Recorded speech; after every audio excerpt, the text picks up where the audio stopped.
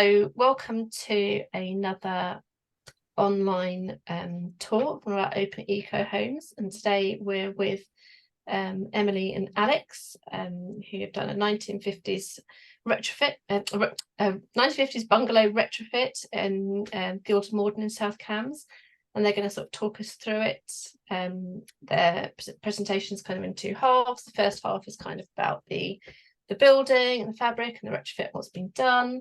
The second half is then looking at kind of the lifestyle and garden permaculture and the benefits around that. And so we'll have some time for some question answer, hopefully in the middle and definitely at the end. Okay, Alex, over to you. Thank you very much, and thank you very much for inviting us to do this. You may have noticed that Emily is not with me just now. She's putting the kids to bed, but so she'll hopefully join us in a bit because she's much more expert on the permaculture side of things. This is our house from the front, and just to emphasize, it's a really ordinary 1950s bungalow. There's really nothing much special about it. It's got double glazing, it's got cavity wall insulation, it's got decent loft insulation, which we've made a bit better since we bought it in 2019.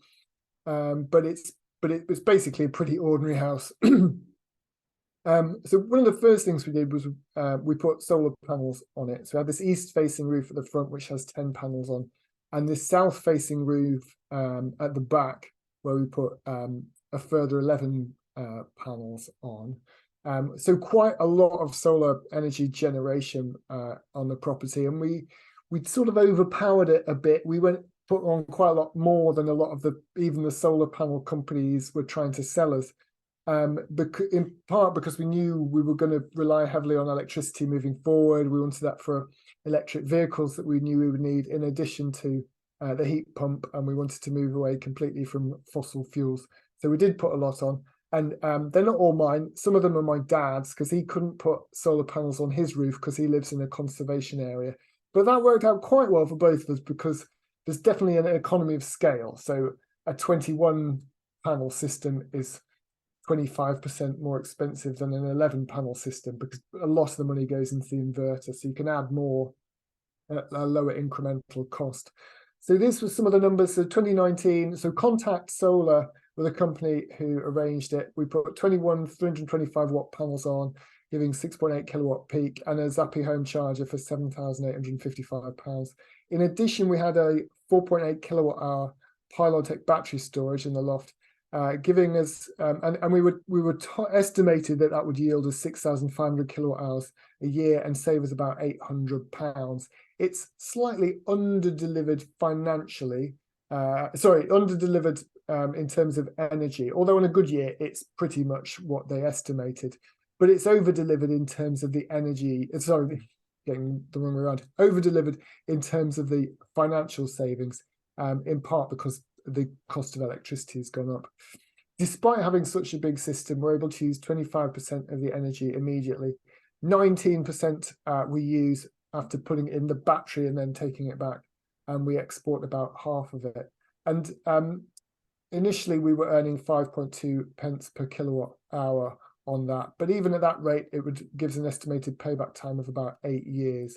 But since then we've changed electricity tariffs, and the feed-in rates have improved dramatically. So we're now using Octopus Flux, where essentially the price varies. It's cheaper overnight, it's a lot more expensive between 4 and 7 p.m.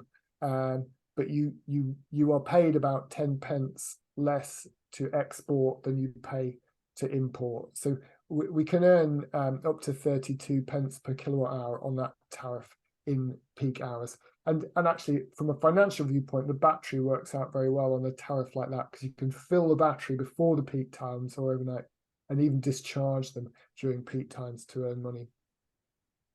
So I think the payback will probably work out much less than 8 years. This is the inverter in the loft, and there are 2.4 kilowatt hour battery units there as well. It's a modular system, so I could upgrade it, but now the tariffs have got better. Although I'd intended to upgrade it, I think that's probably plenty for us, just having those. In addition, we have this 11.2 kilowatt Mitsubishi Ikodan heat pump installed. I'm pleased to see Nettie on the call as well. So she lives not far away, and we visited her heat pump before having this installed to have a look at it, and we're impressed with her system, so went ahead with ours. We did have to make a few modifications within the house. So, for instance, we had to swap a couple of radiators, and we had to upgrade 2 of the radiators as well. But that was it within the house. We were able to use all the existing radiators beyond that. And I did think, oh, upgrading the radiators, that'd be a real hassle, make a lot of mess. You know, we'll have to have great big massive radiators everywhere. But it really wasn't like that at all. So they took the old radiator away and stuck this one on, which is a triple. So it's just, you know, a couple of inches deeper than the original radiator. So it made you know, basically no noticeable difference within the house, and it was all very easy to do. I've got a short video now of the heat pump in operation, so let's try and... So the heat pump comes with this portable thermostat. I've just turned up to 30 to try and get the heat pump going, and it's a bit windy, but hopefully you can hear what it sounds like. A bit like a fridge.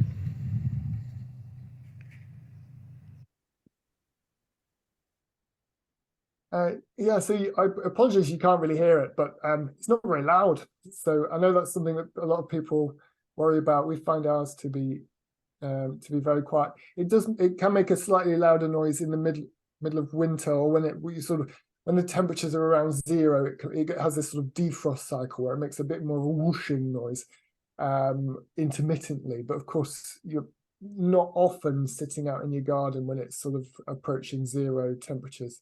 And most of the time we're out in the garden, it's not on at all. So in addition to that being outside your house, we have on the right the Ecodan little box stuck to the wall, the sort of brains of the heat pump, a Wi-Fi connector, and a unit with a little screen on that you can see sort of up to the right with all the controls.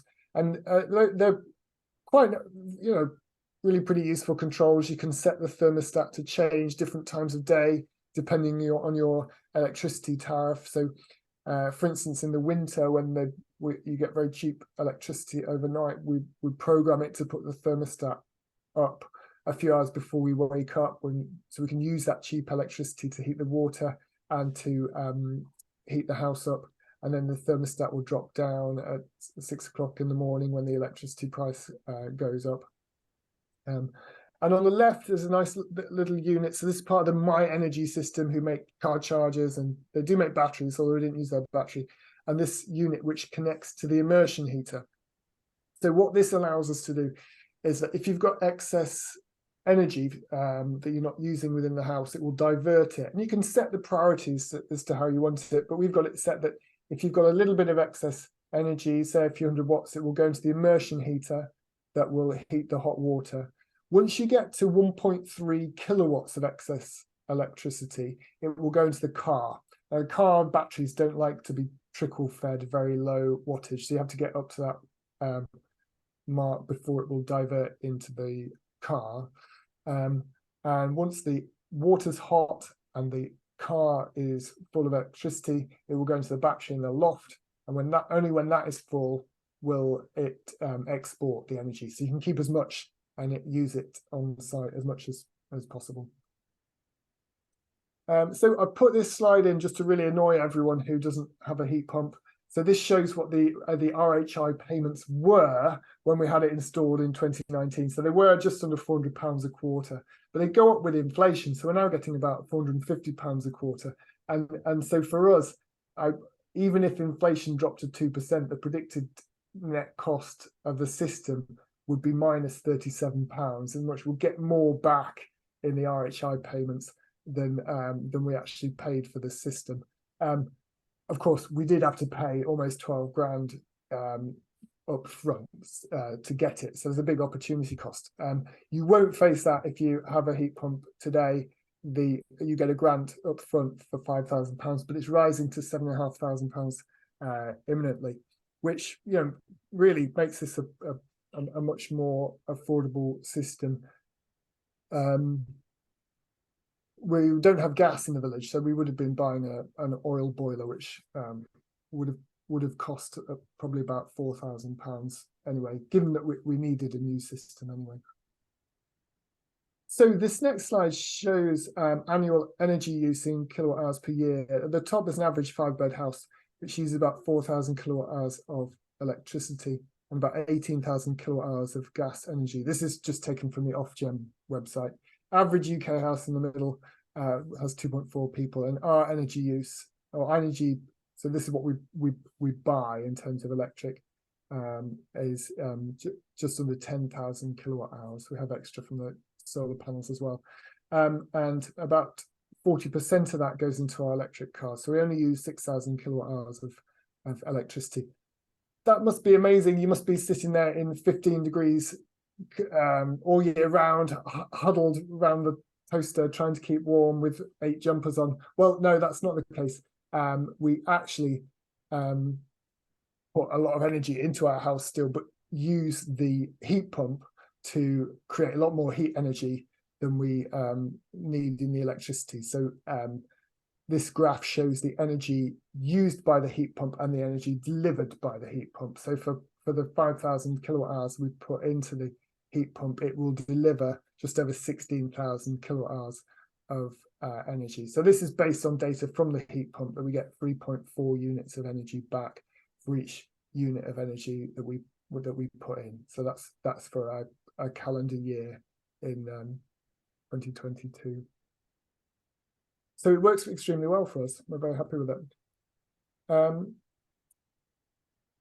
Obviously, we want to try and make the house as environmentally friendly as we can, and as comfortable a place to live in as we can.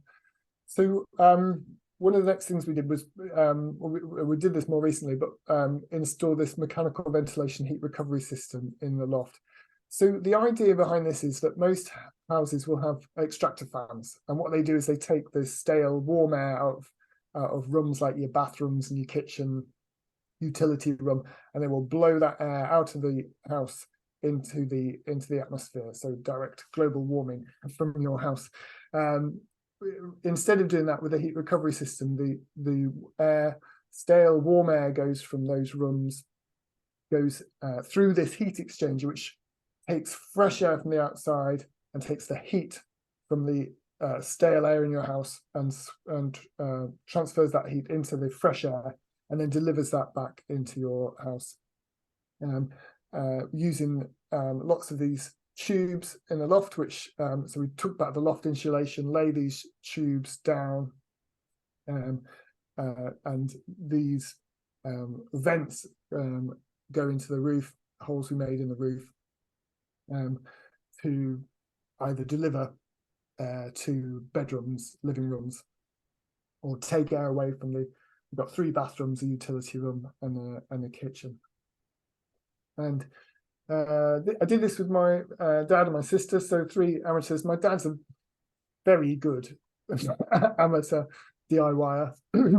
And sorry, there's a slight error on this slide. It's £3,079 plus VAT, so it's about £3,600 for the kit. We bought the kit from BBC Ventilation, based in Ireland, and it was I think it was an excellent kit. It came with absolutely everything we needed to install, and it's definitely improved the air quality within our house. So we used there was one corner of the house that always used to be a bit damp, and the previous occupants, it was a builder, and he said that corner's always been damp. I've tried lots of things, I can't stop it.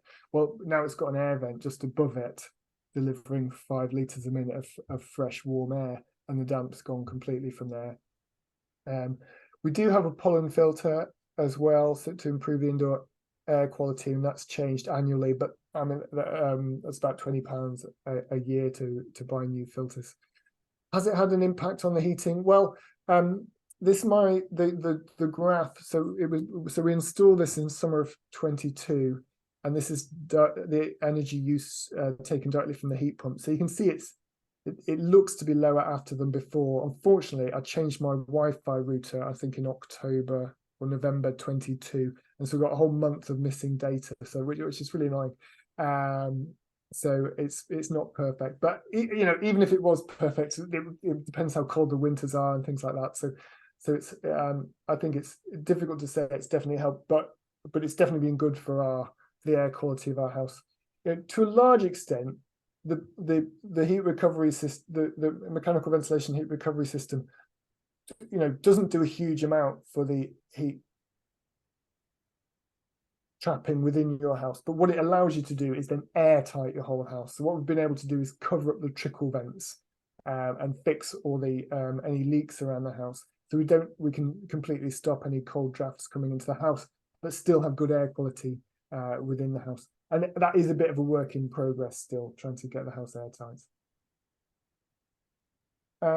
So we do in addition have a wood burning stove, which we don't need to add extra heat to the house. The heat pump will do it. Even that very cold spell we had last winter, the heat pump was on a lot during that time, but working quite hard continuously. But it did manage to keep the house at 19 degrees is how we normally have the thermostat set. But my wife loves a wood burning stove. That's the main reason we've got it. It does have a direct air supply at the back, because if you've got the heat recovery system and you airtight the house, you can't get that draw of air into the fire from the front. So it's got a tube going out of the back of it to get an air supply into the back of the fire, which in some ways is really nice. In terms of indoor air pollution, you can just fill it with wood, shut the door, and it's completely sealed. It gets fresh air from outside. It gets very hot in your living room, and obviously you've got the chimney as well, but you don't have to, you never get any smoky backdraft, which you can sometimes get from other wood burning stoves if you don't set them up right. So this is going back to the sort of what making the house nice and airtight and well insulated. So we did the Cambridge Carbon Footprint thermal imaging camera tour, which I'd highly recommend. Although I would highly recommend it, if you've got access to a thermal imaging camera, I'll just have a go and see how you get on with it. This shows a picture from one of the back patio doors of our house, and you can see the temperature scale on the right going from 19.5 down to 9.9. And here you can see very cold air coming through the trickle vents. They're now sealed up because we've got the heat recovery system, but you can also see there's a draft around the door because the door was leaking, so that needed adjustment as well. This is how it helped with the loft hatch, so well insulated loft hatch, but around the outside of the frame there, you've got cold air leaking out from the loft, so that was just some decorator's cork to cover that up. These are some really quite badly fitted doors where really very cold patch of wall down to 10 degrees centigrade, sort of in the frame around the door. What I did here is just put an extra bit of insulated plasterboard in the frame all the way around the door, so the frame around the door's got a bit smaller, but that's helped cover that up. But it's really just sort of making up for a bad job of insulating the door. These are some downlights in one of the bedroom spotlights, and as you can see, there's no insulation over the loft over those lights, because they just whoever put the insulation in left them open, which isn't necessary when you've got a 4-watt LED bulb there. You can put insulation over the top. So I wasn't aware of it until I got the thermal imaging camera, but then it's perfectly obvious you've got bits missing there. And this is my favorite one. So this is the front door. So cold draft coming under the front door. Fix this by lifting the handle up of the door, so it just goes, and then the door shuts properly and seals around, and then it doesn't leak anymore. But until I didn't realize that until we got the thermal imaging camera. So now in the winter every night I go and check that the door's properly shut to keep that draft out. Okay, so what about bills? So this is where the rubber hits the road, as it were. So for the past calendar year, our electric energy costs have been for just under 10,000 kilowatt hours, with an electric bill for that period of £1,759. So that's 100% renewable octopus energy, paying up to 43 pence per kilowatt hour. but only £1,055 of that went on the house. The rest goes into the cars. So if we looked at an average 5-bed house, the bill would be about £1,000 a year more. Average UK energy bill for gas and electric would be about £300 more. But of course, a lot of people are paying £1,000 or so for a petrol car on top of that, which we're not paying because well, we've got one electric car and one plug-in hybrid, which would probably put petrol in about 5 or 6 times a year into that one, and doing about 8,000 miles each per year. So I was going to pause there and take some questions. Yes, good question. Mm-hmm. Thank you. So Alex, we've got a solar boost gizmo, which I'm not actually quite sure of the hierarchy set up. You talked about this hierarchy with the using the heat using the electricity immediately from the air source heat pump, and then it goes to the solar boost, and then it goes to your electric cars, which we don't have yet, but we will do when we need to replace a car. We're not going to replace a car, but we don't need to. Is that something easy to set up yourself, or do you need? I mean, I'm not techie at all, and neither of us are any good at DIY. Did you set that hierarchy up, or how did that work? Yeah, so we sort of bought into the My Energy system of products. So we've got a My Energy Eddi that decides where the electric goes into the solar into the immersion heater or the battery in the loft, and a My Energy Zappy, which is a car charger outside. But it's all the same system, so they're all linked through the sort of hub, really. So that sort of brains unit that I showed you. Now, obviously, I've got an electrician to fit that and to fit the car charger. But once you've got that with that system, then it is very simple to say which one you want priority 1, 2, 3, etc. using the app, or you can do it from the unit itself. If you've got a solar iBoost and then you've got an EV charger separate, and they were separate systems, it might be quite tricky to get them to talk to each other. So Okay, depends. I think it would depend on the system that you got. right. Thank you. You'd probably have to speak to the person installing installing it, but they're very smart these days. Very smart, these systems. Yeah, and the local company we got to help with.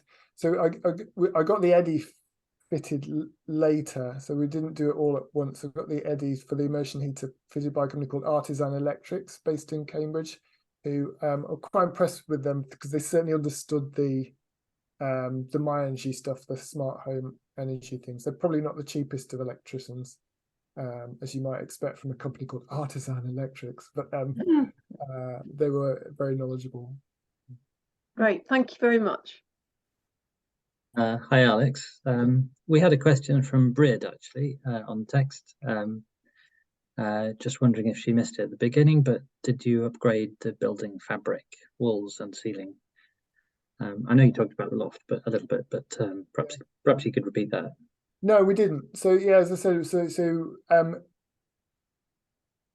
the basic structure of the house was reasonably good to begin with. Double glazing, cavity wall insulation, and decent loft insulation. So the thermal imaging camera was definitely useful to find some of the gaps in that insulation and sort out some of the things that weren't quite right. But it was just bits and pieces here and there, really, which I'm sure all add up. But nothing. A few rolls of loft insulation, a few tubes of decorator's cork to plug gaps, and that few panels of insulated plasterboard just around the doors. A couple of cans of expanding foam here and there, but that was it. Thank you, Alex. Can I ask what the EPC was before you? So when you moved in, when you bought the house? It was C, and we haven't had it redone. No. So A bit higher now. But C is pretty good. C indicates that people probably did the cavity walls and all that sort of stuff and brought it up to a pretty good spec. So it's kind of building on that. Thank you. Oh yeah, we've had one from Warren saying this is specific to him. I think he's got an electric car with a Zappi and an Eddi and the My Energy app working, but wants to add a battery.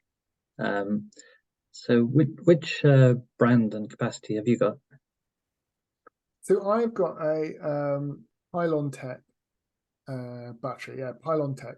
And it was put in by Contact Solar, who did the solar panels. And you get a lot of data from that. You get a separate app for your batteries, and it's not the most user-friendly system to set up and to sort of coordinate with the others, but it does work fine. If I could do it again now, I would be quite tempted by the My Energy battery system as well, because they've got their own battery system, which would make it even more user-friendly. Which inverter? Is it a hybrid inverter to go with the solar panels and the battery? Hybrid inverter, yeah, Lux Power hybrid inverter. Lux Power, okay. The Open Eco Homes have showed this year and previously that have got sort of a similar setup, that kind of like smart networking of battery and car and stuff like that. So it's worth having a look on the website, the different case studies out there as well for other brands and setup. But we do it ourselves here. It's very nice seeing it just transfer from the solar into the battery into the car and so on. Well, I've got another question from Rid about the MVHR system, and this is about making your home airtight. So, did you do any testing yourself, and was making it airtight disruptive? So didn't do any testing. I looked into it. I think it's quite expensive to get your house airtight tested. It would have been really nice to do it before and after, but and I think you have to do it on a new build. So there are certainly companies that will do it for you, but it's not particularly cheap. In terms, the thermal imaging camera is definitely useful on a cold, windy day to find bits of air leak as well, and you can see bits that are cold, but you can see drafts slightly differently. If you remember the picture that shows sort of that cold bit sort of spreading out from the gap around the door, so you can definitely see cold air leaks on a thermal imaging camera. So yeah, I didn't test it in as much as didn't sort of get a measurement of the leakiness of the house with a set number before and after, but have tested by looking around with the thermal imaging camera. I should perhaps say the thermal imaging camera is so good that my dad and my sister and I clubbed together to buy a second-hand one for each other for Christmas off eBay for about £200, and we just sort of share it around the family. So my sister's got it at the moment, and I'm going to get it after Christmas. So it's in the family now. That's lovely. Yeah. And they're not just for Christmas; they can be used for all sorts of things. So. Yeah, exactly. Yeah, you can check if people have got COVID before they come through the door by checking the temperature. I guess part of the point is it is a bit of an iterative process. It's never quite complete. You're always looking for could I make that a bit better? Could I make that a bit better? Yeah, and I would sort of add on to that I think when you're probably in a similar place to us, that when we've done it, we've not been going for that passive house standard of complete airtightness, and actually it still needs to be a little bit leaky because it's not perfect. And when you install the MVHR, you can set it. It's basically you set it to be in a leaky house. You don't set it to be in a passive house. There are different types of settings on them, so but it works perfectly well. I didn't talk much about the sort of balancing of the system, but that's part of the install as well. So over all those vents, you get a meter that measures the airflow through them, and then you sort of adjust the valve to get the airflow right.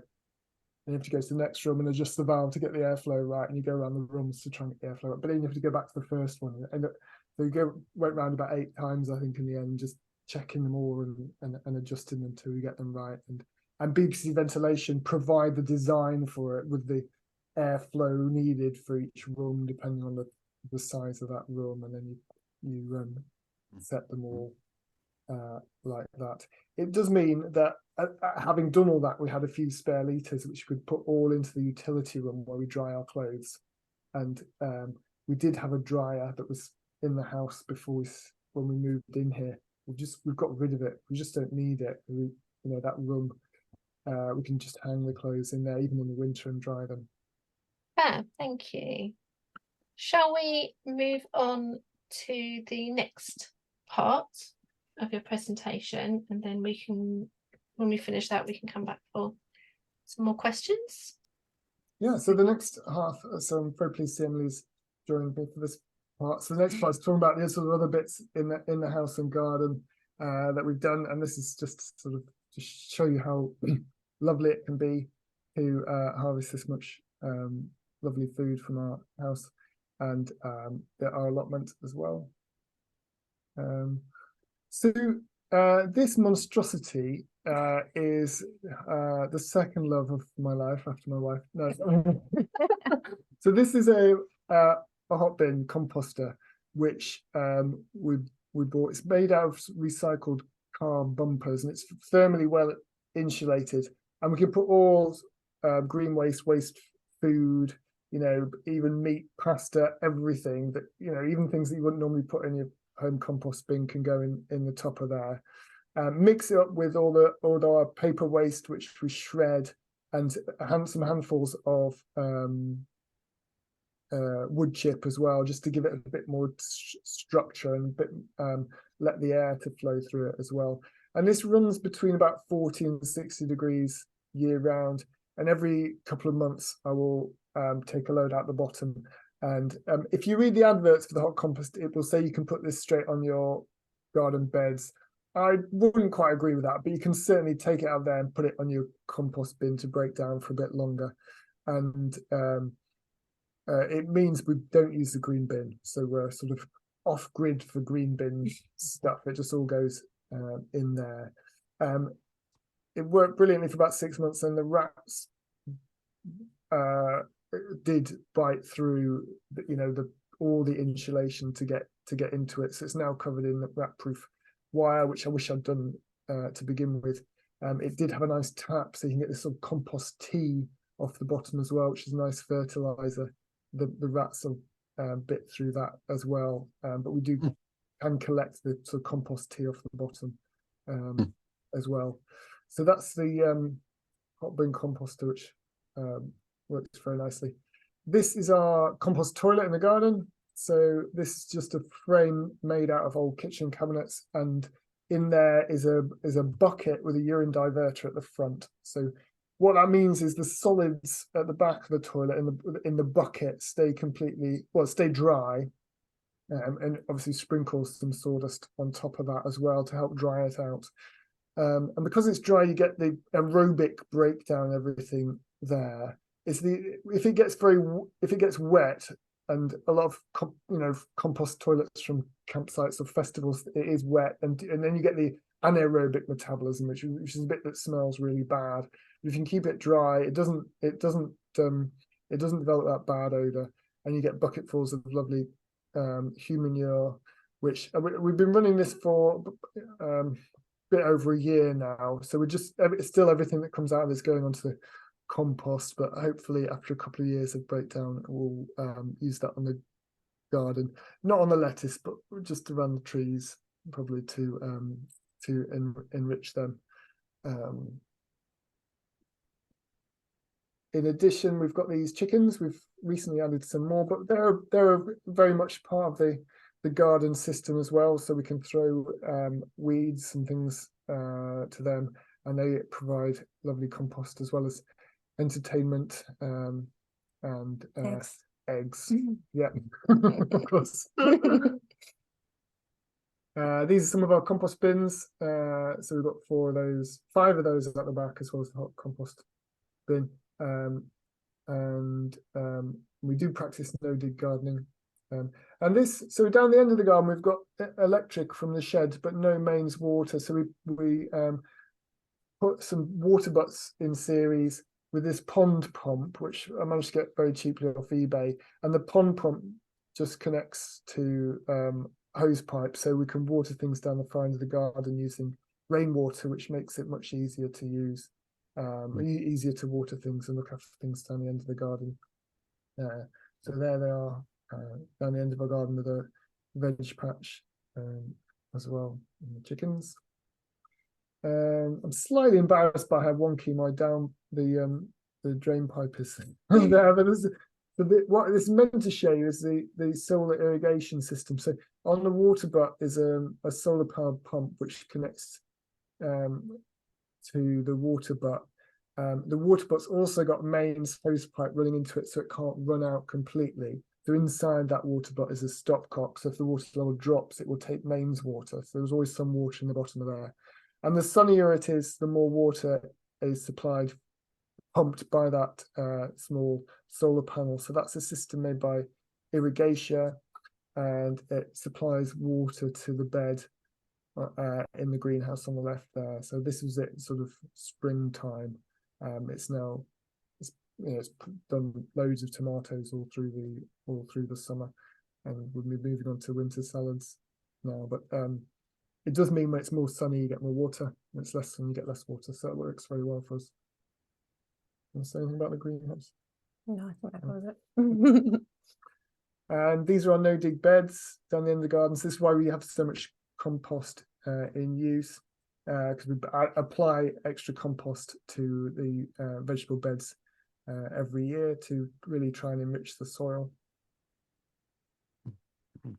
And this is some of the bounty. We're self-sufficient in garlic. We probably make too much of that. We sell it at a little stall at the front of our house for 20 pence a bulb, which is Aldi price match price.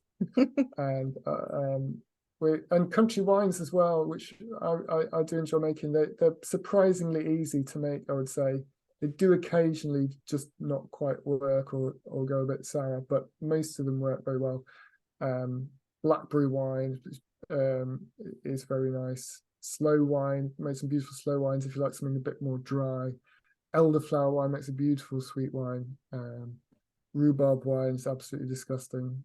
But Pear wine you could light a fire with. Pear wine was really strong. Yeah. But blackberry slow and elderflower have been very good for us. So that's the end of my pictures. I don't know if you want to talk about permaculture.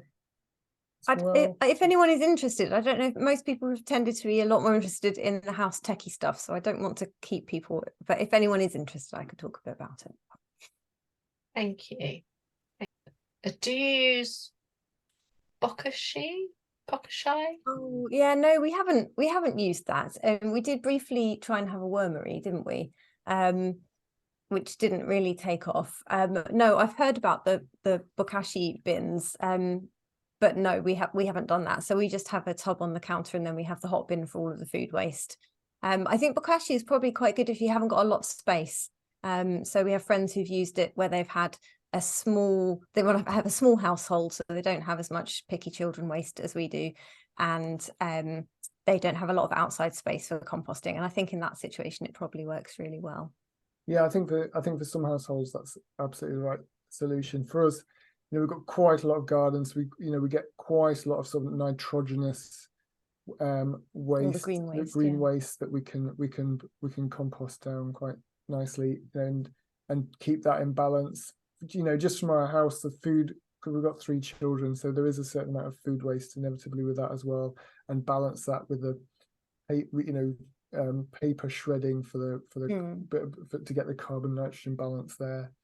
So for us it works very well, but and there, other than that, there's no other inputs. And if for a bokashi bin, you're meant to feed the bacterial cultures, aren't you, as well, which do require typically brown inputs for that. So we find this works very well for us. But if you haven't got quite so much waste either from your children on from your garden, bokashi bin would be a great option. I can attest to the benefits of a wormery as well. Very nice. Let's try again with the wormery. Yeah, well, in essence, it goes through the hot bin and then it goes to the compost bin end of the garden, which is a kind of wormery in a way, isn't it? Exactly. The breakdown there. I had a question. So did you make your hot bin yourself? No, so it's hot bin composting. So they have two sizes of bins. That's the big one, which works well for our household. But they do a smaller one as well. And yeah, if I was getting one now, I would get that wrap-proof mesh and wrap it in it as soon as before I put anything in it. And the other question was, how do you do permaculture in a small domestic garden?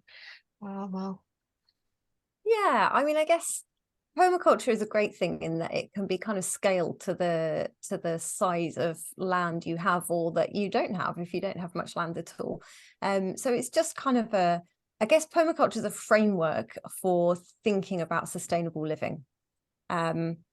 It tends to be quite difficult to define, but I think that probably encapsulates it. It's a framework of decision making to think about how the decisions you make can be sustainable and closing the loop, really. So thinking of your garden and your property as an ecosystem in itself. How can that function where everything is in harmony with each other? So some of the kind of permaculture principles that we've used have partly been about, so the composting, so reducing waste. So we don't send anything out off the site that could be useful on the site. We compost everything to keep all of those nutrients within the garden and then nourishing our crops, and then we eat them and then it just goes round in a loop, including the toilet. So that's the idea behind that. And then the water would be another idea that, again, we capture natural resources like rainwater and we use that as much as possible to irrigate the crops. We do that in a way which reduces labour as well. So a lot of permaculture is thinking about how we can do things in the most efficient way, in a way that really reduces the friction between different elements, and that reduces the amount of work. So how can you get more from doing less? And I think that's a really valuable thing to do when you're trying to do a whole garden or to do lots of things. You want to eliminate things that don't really add anything, and just try and make everything a bit more efficient and a bit more effective. So if we can use the rainwater, if we can put a pond pump in the water butt so that I don't lift watering cans and do 20 trips with watering cans, I do one trip standing with a hose pipe that's run off solar power into a water butt, then that feels like that's kind of quite an effective way of doing things. Alex briefly mentioned about no-dig gardening as well. So that's something we've been doing for a few years. So again, that's thinking about how can we nurture the soil fertility so that we're not disturbing the ecosystem of the soil with its fungal networks and everything, but also how can we just regenerate and build more fertility? We don't spend time digging, so we're not using loads of energy and time digging everything over once a year. We use compost that we've produced to lay on the beds once a year. So it's just once a year we lay on another layer of compost. Yeah, they sent the wrong link. We're trying to use some green manures this winter as well, so to kind of add a bit of fertility over the winter and keep the soil structure. And it seems so far to have been really effective. I think the crops are great and we've suffered very little with any kind of diseases. The soil seems very healthy. And so it's things like that. It's kind of looking at problems and trying to find the solution within the problem. And also it's quite a lot of fun, it's it's a nice way of doing things. It's creative and it makes you think carefully about what you're doing in a fun way, trying to think of creative solutions to things. It brings, one of the yields is it brings a lot of pleasure. So as well as the food and everything else, it's a lot of fun. Yeah, and since we went no dig, my back pain's gone as well. Very nice. Don't tell my husband. Thank you. I think we've got time for a few more questions if anybody has any. I've just posted a link to Emily and Alex's case study, which is on the website, and that gives a bit more information about the measures that you've done. visuals are done, and links to suppliers, installers, etc. A few more details. And there's also, because Emily supplied some good links to some permaculture and gardening networks as well that might be really useful. So do have a look on there. There's some useful information on there. So thank you very much, Emily and Alex. It's been lovely. It's been really interesting. I feel like there's very much, you've taken sort of the philosophy of what you've done with your house back outside again, of making it, you know, work harder for you, you know, so you can put some less effort in investing in it, which is really nice. So thank you very much. Thank you, Rob. Thank you, Alex and Emily. Thank you. Thank you for hosting us. Thanks. Thank you. Bye. Thank you. Emily and Alex. That's very good. Thank you. Good overview of your home. It was lovely. Yes, thank you. Thank you. Take Thank care. you. everybody.